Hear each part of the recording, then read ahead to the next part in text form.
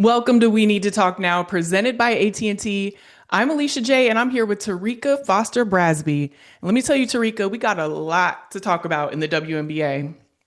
I absolutely love talking with Yes. you, and I love talking with all of you about the W, but make sure that you're locked in all ways. You can follow us at We Need to Talk on all the social platforms, subscribe on YouTube, and just make sure that you're locked in because you're going to miss these amazing conversations, just like the one Terrika and I are going to have today. So, um, listen, you don't want to miss that, and that's for sure. But Terrika, before we get into the WNBA playoffs and the WNBA finals, we have to talk about the CBA. There's a lot of conversation around it. For those of you who don't know, Napheesa Collier made a statement in her exit interview about the state of the league and some statements that she claims that Cathy Engelbert made. We do have to say that they're all alleged just because that's what you do in TV. But also, there was some fallout from that. Cathy Engelbert had some comments about what Napheesa said in summation, saying that she did not say those things. And Napheesa actually defended herself, saying that, and if we could put back the first part of what she said, I'd like to read the whole thing. For her to start her speech saying she has the utmost respect for me and for the players, and then to turn around and call me a liar 3 minutes later, denying words that I heard come straight out of her mouth, I think it just speaks to the lack of accountability. And so I really have nothing further to say. I think she encapsulated what I was talking about in my statement.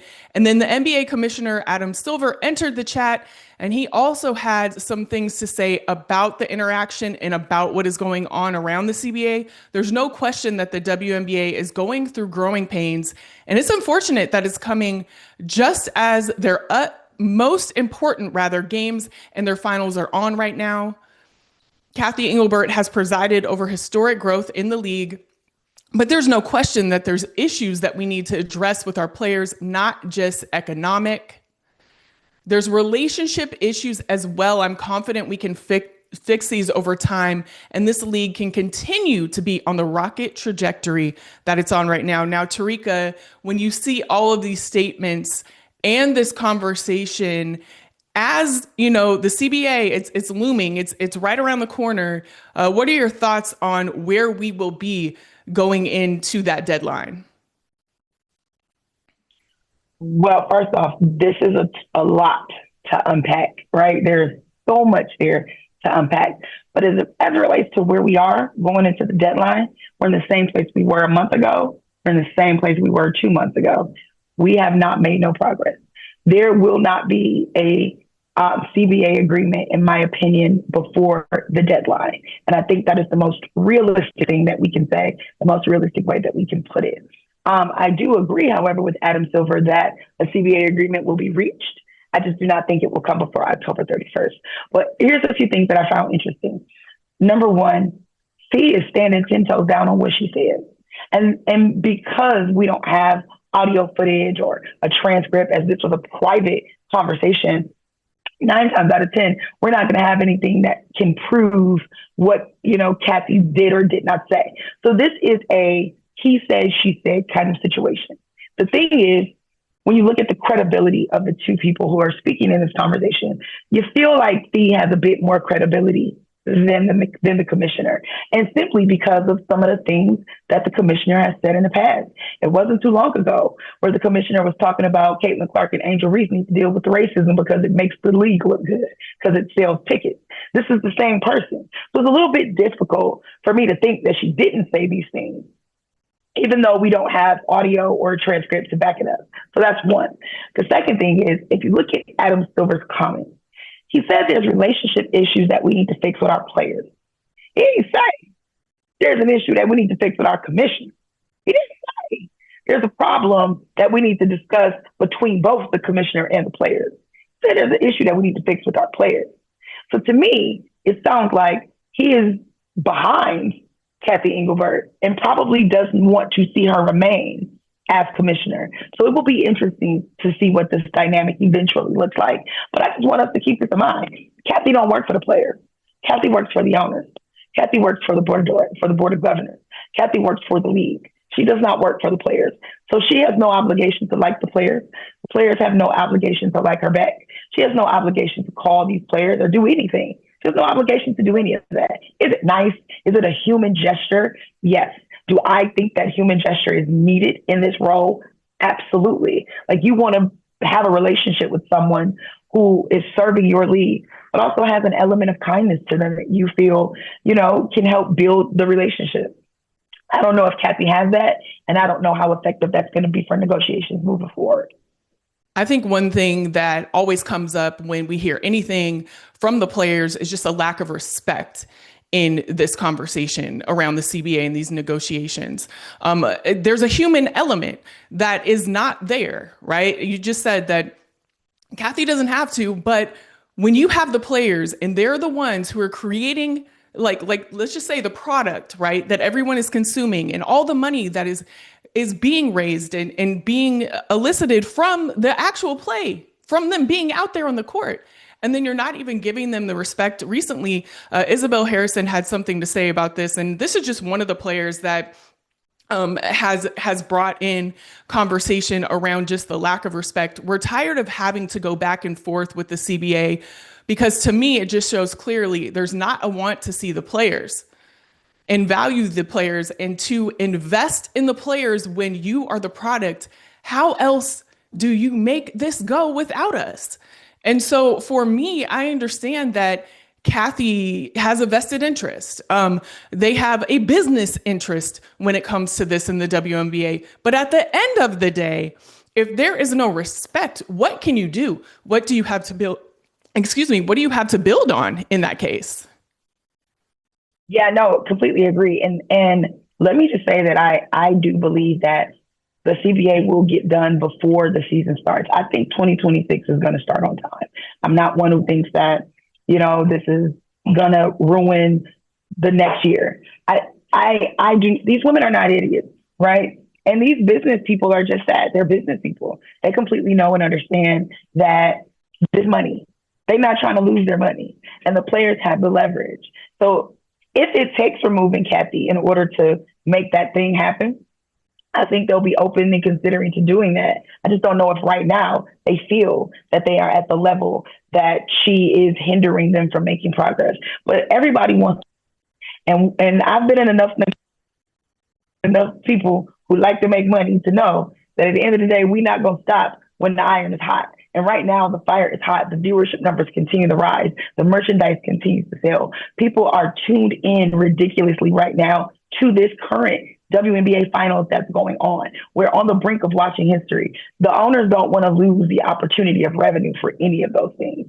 So I do think a CBA is going to happen. I do think it will happen before the start of the next season. Now, I don't know what the expansion draft is going to look like. It might come later than we think. I'm not even sure about, how the WNBA draft might play in there. That might be a little later than we think. But I do think the season will start on time, because I think everybody wants to play and they want to make money. They just want their respect that they're owed and that they're due.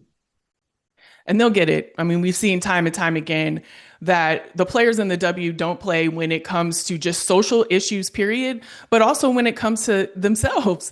They know what they deserve and they know what they bring to the table. And if they have to flip a table in this case to get it, they will. And so we'll definitely keep tabs on what is going on with the CBA talks. But we have to talk WNBA Finals, Terrika, and we have a special guest that is going to join us. So stay right there. We'll be right back after this break.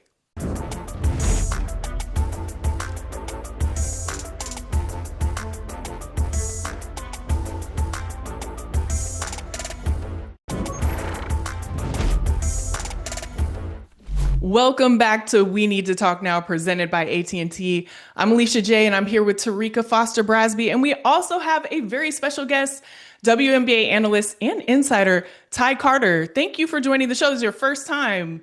Welcome. Welcome. Yes, I'm excited to be here. Everything hoops, I'm all for it. Listen, anytime we can talk about the WNBA, I'm definitely all for it. And we have a finals series. We are right in the middle of it. The Aces are up 3-0 on the Phoenix Mercury. And Ty, since you're here for the first time, I'm going to call on you first. What has given the Aces the edge in this series? I think what we've seen from the Aces early on in this series and now that they're up 3-0 is the fact that they are coming into games early and they're punching Phoenix in the mouth first. And it's been a different player to do so every time. Yesterday, we saw Jewel Lloyd. She was able to make 4 threes in the first quarter. That gives you a different dynamic and look within the offense because you already know Asia, she's going to get hers and within that. But when you have other pieces and veteran experience to be able to step up and to do it early in the game, it makes it more difficult on a team who doesn't have as much bench depth. And on any other team in the league, right? Jewel Lloyd is a starter. She started the season starting for the Las Vegas Aces, but she got appointed to that bench role. And for her to be able to come out and be striking hot, that's a plus for them. In the first game, right, it was Dana Evans where she was able to generate 21 points. And then when you look at it, that bench has been able to elevate them and teams to come back from 3-0 deficits in 7-game series. It hasn't happened in pro sports nearly enough. The last time was versus Detroit in the Stanley Cup, as you can see, in 1942. And so within that, I think the Aces have the edge with the way that they have been able to come out and strike hot. And then within that, it leaves a little bit of room for error, right? Throughout the game, it's basketball. It's going to happen. But hot starts lead to the fact that they build a little bit of a cushion and some wiggle room. Yeah, when I think about an edge, the first person that comes to mind is A'ja Wilson, just with her play and the way that she's been playing. Terrika, what can you speak to when it comes to what she is doing right now and how she has led this team in many ways to this 3-0 start in the finals? Honestly, I don't think there are enough words in the dictionary to describe what A'ja Wilson is doing and how she's doing it. We're watching a level of greatness that I don't think any of us have seen at this level in our lifetime. Which is not me speaking facetiously. Like, she is truly leading her team by being not only the leader on the court, but motivating them off the court. You know, we heard about the text message that was sent out midway towards the end of August to say, you know, we need to get on the right track. We need to do this. And she's leading by example. So she continues to put up 30-plus point performances. She continues to grab boards. She continues to get her teammates involved. And it's difficult to not want to play with and for a person like A'ja Wilson. And that just, I think it rubs off. It rubs off on those whom you play around. Now, granted, she's playing with a stacked deck. She's already playing with some phenomenal players like a Jackie Young and a Chelsea Gray and a Jewel Lloyd, as Ty mentioned. But there were moments throughout the season where even those players who we've known to have great moments in and of themselves were not playing to the level that we were accustomed to seeing them play. And it took A'ja to provide a little bit of a spark in order to get them to play at the level that they are now playing. And, you know, like I know when it comes to the playoffs, it's often about getting hot at the right time. It's usually about sparking that spark at the right time. And A'ja was able to help her team do that. They came into this thing on a 17-game win streak, and they continued to play efficiently throughout the playoffs. And they did not have an easy road to this finals. Indiana was a tough out for sure. So I think being battle tested, having been here before, and then just having A'ja be A'ja and giving her team the spark that they need really helps propel her to just another level of greatness. Well, speaking of a spark that a team needs, that would be Phoenix. They're down 3-0 in this final series. And as we saw, that hasn't happened very often. Ty, what does Phoenix need to do to get back in the series? Well, first of all, we have to talk about the strengths of Phoenix, and it is their conversion rate. They're really good at being disruptive, getting out and running, but they're not doing that nearly enough. They have two of the most athletic players on their roster in Collier Copper, in Satou Sabally, but we're not seeing them be cohesive all at the same time. Yesterday, Satou, she was able to finish with a game-high 24 points. Ka didn't come along into the last, 1 minute or so of the game where she had had back-to-back and ones. She made a triple on the wing. And at that time, it's like you're fighting for your life to stay in it. But why does it have to get to that point with the talent in which Phoenix has? And so their offense is just not cohesive like we've seen with the Las Vegas Aces, to the point where we know who it is going to score and step up and get you timely buckets when you need it. And then composure. We've seen, and I think this goes back to the experience thing, right? Nate Tibbetts, he picked up a tech yesterday. And sometimes coaches, they got to get one to light a fire underneath their teams. I'm going to keep it PG. But in that first game, the tides turned, right? And the team was against Satou when she picked up her technical foul late in the game. And at that point, Phoenix was winning. When the tides have turned for Las Vegas, we haven't seen them lose their heads at all. They have been very composed. They've been in their circle. They've been tight. And I think that has made all the difference for them. And so when you're going into a game 4 and you're down 3-0, you can't let anything be a distraction, be disruptive. It can't be the refs. It can't be the people on your side. You have to keep it tight within your circle, because there's going to be those ups and downs in the finals. That's what comes along with it. But I think what we've seen the difference for the Aces to be able to overcome that is there hasn't been levels of getting besides themselves or outside of their heads and knowing that they got to keep it cool, calm, and collected. And we saw that yesterday, even on Phoenix's home court. Well, speaking of ups and downs, unfortunately, Satou did go down with an injury in the game. It's actually very scary to watch. She has like a head injury for sure, a neck injury as well. I would think after what we saw, she was unable to really stand, and they took her back to the locker room. How is that going to impact this Phoenix team who's already down 3-0, Terrika? Like, what do they do given that Satou will not play?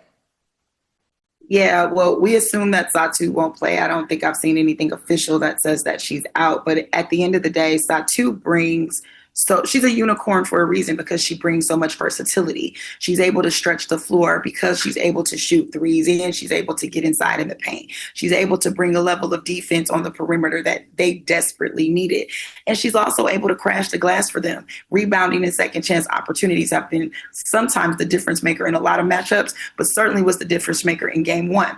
And so you want to have that. And quite honestly, she was the bulk of the production in game three for Phoenix. She had 24 points, as Ty alluded to, and that was when she left. Other than that, it was only her and Alyssa Thomas. Cog didn't get hot until very late in the game. DeWanna Bonner started to heat up around the third quarter, and then she started to shoot the ball lights out. But at the same time, Satou was who was really leading the team offensively from the time that the ball was put in play. So that is something that you're going to miss, and you're going to need that. And it's been difficult for this Phoenix team to try to overcome on both ends of the floor against this Las Vegas team. But now you're taking away the potential of one of your key big three pieces. You're making it now an incredibly more uphill battle for this Phoenix team to try to overcome as it relates to trying to get back in this being down 0-3 and having to play without Satou. But they can do it, right? One of the ways that I think they can do it is by remembering that they are a team that likes to shoot threes. They have 14 threes in game one. Game two, they were shooting 16.7% by the half from three. In game three, they were shooting 30% by the half from three. You're not going to live and die by the three in this way. What you need to do is figure out, how do I adjust my ability to score and to get offensive production if the three ball isn't working? We have not seen them do that. Satou has helped them to do that. So if she's not playing, they really got to dig deep to figure out where that additional offensive production is going to come from. Well, listen, we're going to talk all about game 4, the upcoming game, in the next segment. But I just want to ask each of you, we've seen some amazing basketball in this whole playoffs. So far, what has been each of your, and just really quickly, favorite moment so far that you've seen? Ty, we'll start with you. I mean, it goes without saying, the game winner yesterday was incredible. Just from the execution, the timing of it. What I was confused about with Phoenix, right? You let Chelsea Gray inbound the ball on, get it to Asia. That's your best pass or whatever. She goes to work. Why not utilize Kaylani Brown in that situation just to have disruption? 6'7", get her in the game off the bench, put her on the ball real fast, and, make it a little bit harder for the inbounds. On the catch, you let the best player, the 4-time MVP, turn and strike and score. game winner. So I was a little bit confused about not having enough defensive adjustments on that. So easily that becomes my favorite moment just out of the execution piece by the Las Vegas Aces. Because we see on their side, Becky, she quick to throw in Kia for a 0.5. Go give me some defense. I'm gonna bring you back out. But that's what winning basketball does. And so Las Vegas was able to make the winning play, specifically A'ja Wilson, 34 points to cap it off, turnaround game winner. That was my favorite moment. How about you, Terrika? I know that was mine too. Yeah, like at this point, I don't know how that couldn't be. It was, and not only was the shot a perfect shot, you shot over two pretty good defenders in Alyssa Thomas and DeWanna Bonner. It was 2.2 seconds left on the clock, and you're wearing number 22. So the stars aligned in that particular moment. But also the defense between games 1 and games 3, I have not seen any adjustments from Phoenix, and that has been something that has been considerably concerning to me. I was very confused at some of the defensive schemes that I saw yesterday, but one of the funniest moments in a photo that's circulating on social media right now is that at the same time that A'ja Wilson is going up for the shot, you can see Megan Gustafson calling for the ball, and I find that to be hilarious because, sis, I hate to break it to you, but in no way is A'ja passing you that ball with 2.2 seconds left on the clock. She is taking that thing for herself, and rightfully so. So, yeah, I think that was definitely a great moment. Well, Meg said, I got to stay ready no matter what. Look, we don't know what's going to happen. I mean, we did know, but shouts to you, Meg, for being ready, just in case. I'm not mad at you. And we're going to be ready to talk all about Game 4 when we come back. So stay right there, and we'll be back soon.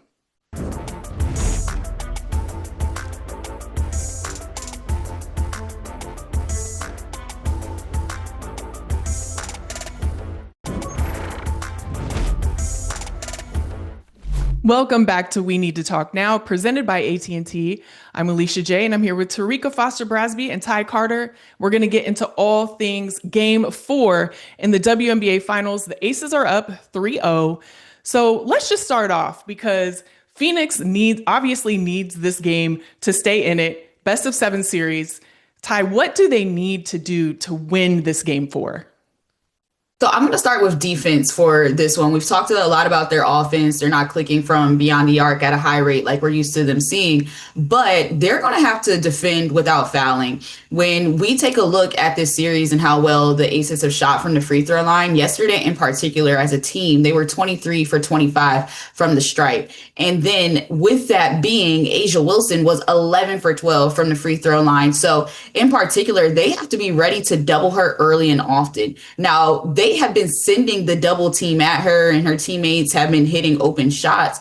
But sometimes it's late. It goes back to Terrika's point about not having those defensive adjustments and catching her in the right spots to where you're literally blocking her vision and what she can do, pushing her out towards the baseline. And so I'm going to start with that piece with saying that they have to keep them off of the free throw line. And then in turn, Phoenix has to make free throws. They went to the line 31 times yesterday. They lost by 2 points. They only converted at 70% from the stripe. So we can hoot and holler about the refs all we want, but when you have 31 attempts at the free throw line in the finals and you're only able to cash in on 23, that says more about you not being focused than the fact that you're not getting the calls per se, because it's in the stat sheet. You got the calls that you were looking for or anticipating. They're a great team off the bounce, attacking, getting to the rim. But when you get to the stripe, you got to be ready to knock it down. And that's an area in which they have lacked or haven't been consistent in. So in Game 4, if that's going to continue to be the strategy, get to the line, you're ripping and you're going, they got to knock down free throws.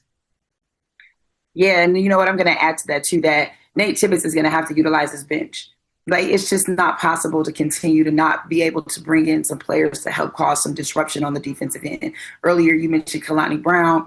Absolutely. I think that, or I don't know what the reservation is about how he's going to his bench or how he's utilizing his bench. But to me, that could be the difference maker. Even if you aren't necessarily getting things that show up on the stat sheet, you certainly want to be able to throw something different at this Las Vegas team to make them have to force themselves to make adjustments, to make them have to play a different scheme, or to make Becky have to be a different kind of coach. But you haven't been doing that. You've been making this relatively easy for Becky Hammon. And so I think that it's incredibly important for Nate to feel like he can trust his bench a bit more, and especially now that we don't know the status of Satou. But to me, that could be a difference maker in how they perform in game 4. I would say in game 2, when he did put his bench in towards the end of the game, I saw a little bit of a spark. I really did. And I feel like with this team, the thing that we have lacked in this specific series is just a confidence in that spark right in the beginning and just keep that going. That's something we have not seen. Now, we've seen some great play, Terrika, from the Aces, but, they still have another game. What do they need to do to win this game 4 and bring home the chip? Yeah, I think they need to continue to play the way that they have been, and that is continue to feed the ball through A'ja Wilson. I say that because there were moments in games 2 and late in game 1 where they weren't doing that. They were not moving the ball through A'ja. They were not keeping her in the possessions and keeping her in the plays. Even if she isn't necessarily starting with hitting at the most efficiency or the most efficient level, you want to get her in a flow and you want to get her in a rhythm. You want to do that as early as possible because she's going to make something happen for you, either on the defensive end or offensively. So getting A'ja in a rhythm early is going to be crucial to really setting the tone for this Aces team, but you got to involve her in every play. She's got to touch the ball every single time. So I think to me, that's one of the biggest keys, but also you need an X factor. Every game from Las Vegas, someone else has been the X factor. In game 1, that was Dana Evans. And game 2, that was Jackie Young. Game 3, that was Jewel Lloyd. Who's going to be the X factor for Las Vegas now? And I think that's important. It could be a Chelsea Gray game, right? We really haven't seen her really break out, even though she's been effective for this team in various ways. But I think an X factor is going to have a moment. It could be Nalissa Smith. Maybe this is the moment that she gives you a double-double and helps secure her first championship. But I think those two things are going to be critically important, making sure that you establish A'ja and having somebody secondarily to give her an assist on the offensive end that may not necessarily be the person who you expect. Ty, how are you feeling about this series, specifically this game 4 for the Aces? Is there anything that you see that they need to kind of step it up in? Even though they're up 3-0, there's always something, right? Yeah, I wouldn't say for me it's not an area to step it up in, but more so to keep it moving and consistent with is taking care of the ball. I think they've done a great job at it. And with everything on the line, Phoenix is going to come out. They're going to be super aggressive, feisty, in your face, trying to be disruptive. And so within that, they have to continue to take care of the basketball and not allow for Phoenix to generate points off of turnovers, so to speak. Yesterday, Chelsea Gray, she only had 1 turnover. She's done a great job at running the offense and making it seamless for A'ja, for the Aces as a whole. And as a team, they only came up with 8 turnovers in that long game where you score 90 points. And so you think about the fact that they have been super efficient with the basketball, and in the half court, they have been limiting mistakes. And so when you're in a game 4 in a hostile environment, and best believe it's going to be that in Phoenix, that has to also be the trajectory for them to find success. And so I think early on, when it comes to decision making, it's going to have to be crisp and it's going to have to be sharp, and seeing that Phoenix is going to lay it all on the line. I could see them trapping or trying to cause just complete havoc to start the game to really throw off the Aces. And how are you going to counter against that? I'm not going to say with their back against the wall, because obviously you're up 3-0, but they want to finish this thing out on Friday. Obviously, it would be nice to win in Vegas. They haven't done that before with their 2 championships. They've all been on the road. But when it's all said and done, when you're up 3-0 and the motto has been the job is not finished, that's what they're trying to do, finish it off. And so I think it's going to come with being composed within your offensive sets and continuing to take care of the ball. Well, listen, we're going to see if they are going to finish it off in this game 4. And if they do, they have the potential to win 3 titles in 4 years. Talk about efficient when it comes to championships, right? Terrika, are we talking dynasty? There's been a lot of back and forth, a lot of talk about this. How are you feeling? Absolutely. I mean, we kind of had this discussion before where winning multiple championships in any sport is incredibly hard. Winning back-to-back championships is even harder. And trying to find that balance to be relevant, to be efficient, to keep a roster constructed and together that wants to play together, given the different factors that come along, like money, paying players, attitudes and adjustments that you make as personnel, the way that you switch assistant coaches, people also talking about facilities and training opportunity. All of these things play a factor when trying to keep a team together. For the Aces to be able to have kept this team's core as long as they have, turning around the success that they are continuing to turn around, it says a lot about not only the front office level, but also about what Becky Hammon set out to do and how she's continuing to accomplish it on every level. Only a few coaches have ever won multiple championships like this. Vance Chancellor Cheryl Reeve and Bill Lambier. And now she's sitting in that same category. So, or potentially in that same category, given the outcome of Friday, games 4. So at the end of the day, it is incredibly difficult to do what she's doing, but she's doing it at such a success rate that it makes it look easy. I don't want us to think that this is the norm. It is not. This is rare air. And so that to me really truly speaks to how important this one is. And it's different than every other one that they've had. We have seen this Las Vegas Aces team feel like they were the dominant team, feel like they were the team that should be the champions at the end of the season. We didn't feel that this year. This team was in 9th place at one point. Asia was not in the MVP conversation the entire year. This was a team that truly built grit, grind, and fought their way to where they are now. And I feel like there's something special about winning a championship in that way. So to me, yes, dynasty conversation, if they pull it out, they're absolutely in it. Well, yeah, and I'm going to take here too. Oh, no, go ahead. Go for it. I want to hear what you have to say. No, I mean, I was just going to say the same thing. Like the last time that this has happened in our league where you talk about winning is the Houston Comets. That's 1997 to the 2000s eras. That's 25 years at this point. And so going back to your point, the rarity of what it is that they're doing, able to keep Chelsea Gray together, Jackie Young, Asia Wilson. We can even talk about KB and the way that she's came along within this factor. She was there in 2022 and she logged 0.1 seconds. She didn't play.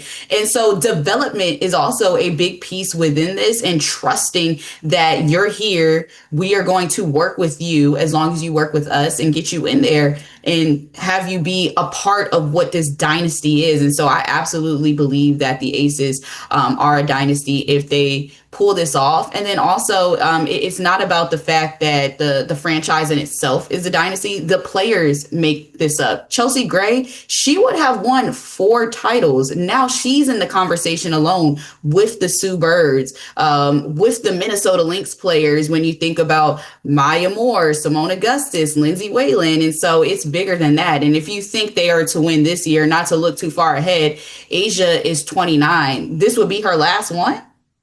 No. And so I think we have to also see bigger picture here and how they can continue to move forward, and you get them in those conversations with Seattle Storm, 4 titles under their belt, Houston Comets, 4 in WNBA history, et cetera, et cetera. And so I think we are looking at dynasty already with what they have been able to do in such a short amount of time. Yeah. Well, we will certainly see if the Aces do seal the deal in game 4. And while there is no guarantee, we have a guarantee of the week for you when we come back. So stay right there and we'll see you soon.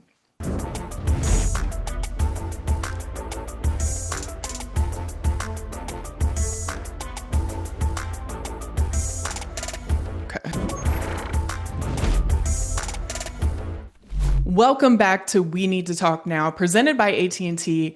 And right now, we're going to have one of our favorite segments. It's the Guarantee of the Week, presented by AT&T. And listen, I think we can all kind of agree, and I hope all of you out there too, that if we're going to pick an MVP right now, it would be Asia Wilson. I don't know. For the okay. Kinda. Check the box. Right. I mean, we know that she's a regular season MVP. Yeah, we know that she's a regular season MVP, but I'm talking about for the playoffs and the finals MVP, we would pick A'ja Wilson. However, what I want to know is who would you guarantee to be a person or a player rather that would have an MVP impact as well in addition to her? Terrika, let's start with you. Who would you pick? I have to go with my girl Jackie Young, right? Like, she's averaging 26.5 points per game, 5.5 rebounds per game, and 5.5 assists per game over the last 2 games of this series. She's averaging the 3rd most points per game in the WNBA in this postseason. And to me, Jackie Young is such an irreplaceable player. To me, she is the Robin to A'ja's Batman. You cannot take your eye off of what she can do because she is able to quite literally torch anybody on all 3 levels. She can attack downhill, she can give you a mid-range, and she can shoot it from 3. Also, she stays composed. You know, Ty earlier talked about composure.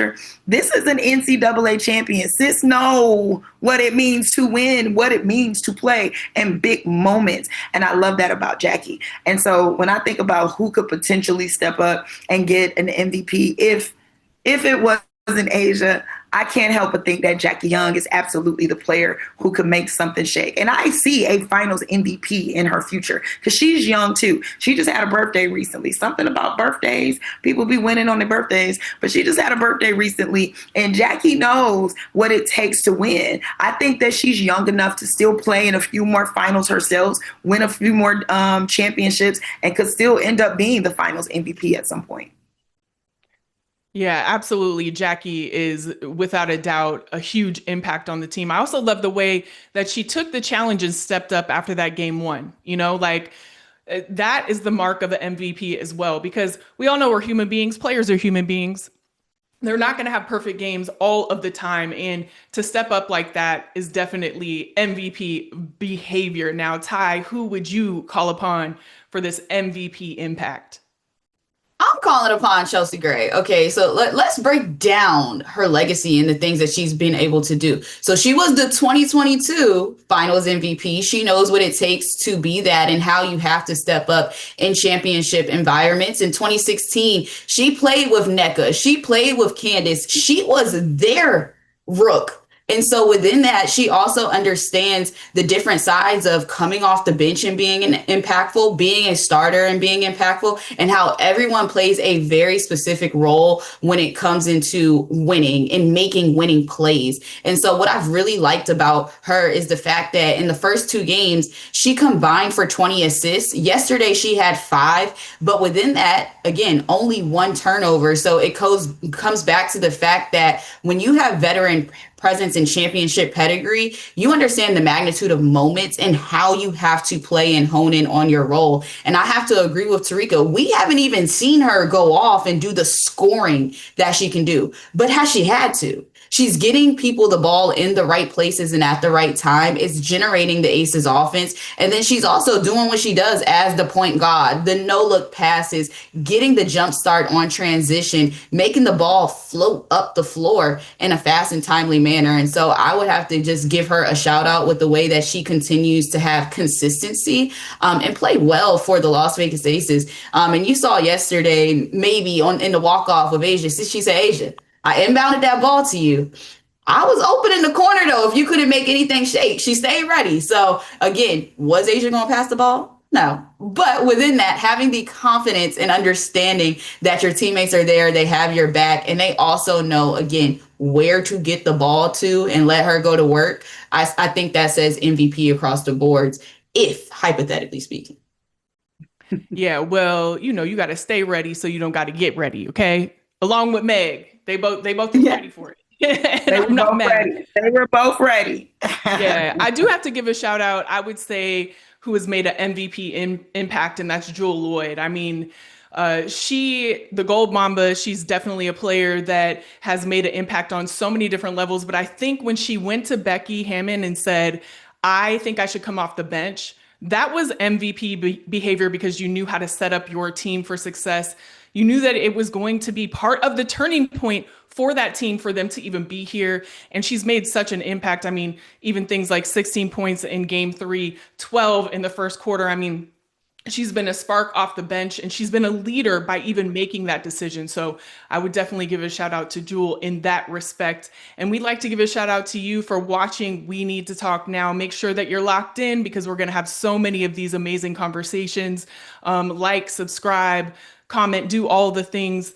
And we're going to be locked in for one more segment before we get out of here today. So come right back after these messages.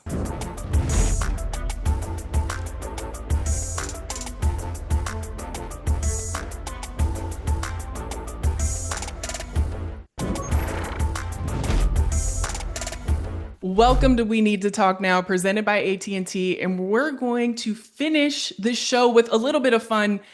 Now, we know that there are some amazing rookie classes that we've had in the last 2 years, rookie class of 2024 and 2025, and we want to know who would win a 7-game series between this year's WNBA All-Rookie team and then last year's. So let's look at the teams right now. In 2024, you have Caitlin Clark, Rickea Jackson, Angel Reese, Camila Cardoso, and Leonie Fibich. I mean, come on. Stacked team, all right? Now, 2025 WNBA All-Rookie team, you have Paige Beckers, Sonia Citron, Kiki Iriafen, Dominique Malonga, and Janelle Salon. So, listen, this one was hard for me. We were kind of talking about this in the break. But Terrika, who would you go with and why? Okay, so this was definitely a tough one. But I'm going to take the 2024 team. It's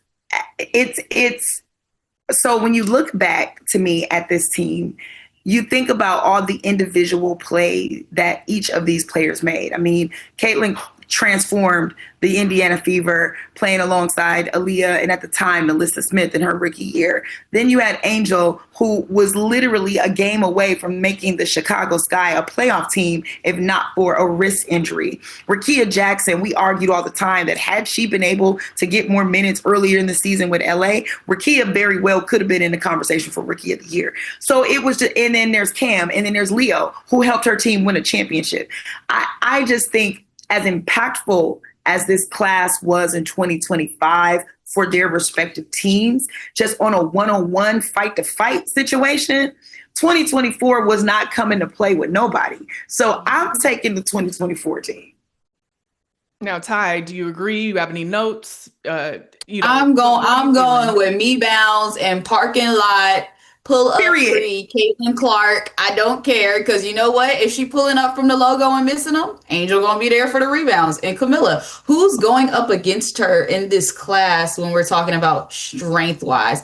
I think the 2024 class was also on another level, or they were ahead, if you will, when it came to coming league ready from a strength perspective as well. So when we talk about one-on-one game, I'm definitely going with 2024, especially with Rickea Jackson off the bounce as well. She's one of the most athletic young players that we have seen, and we also saw the way that she was able to, I know we're not talking about this year, but she expanded her game to the 3. So if we talking about these teams going head to head, give me 24. I want Me Bounds and I want Parking Lot Caitlin. Now, you know what this does, right? What this does is it sets up for the league to consider a rookie versus sophomore game at the All-Star for 2026. I'm just throwing it out there. I'm willing to give away ideas. I'm giving you the keys right now, guys. Listen, Terrika is creating a whole new thing that we need to see for sure. Okay, I would be there. I'll pull up on that. I would say this. I'm with you on 24. Gotta say it. But all of these players in 25, I can't wait to see what they do.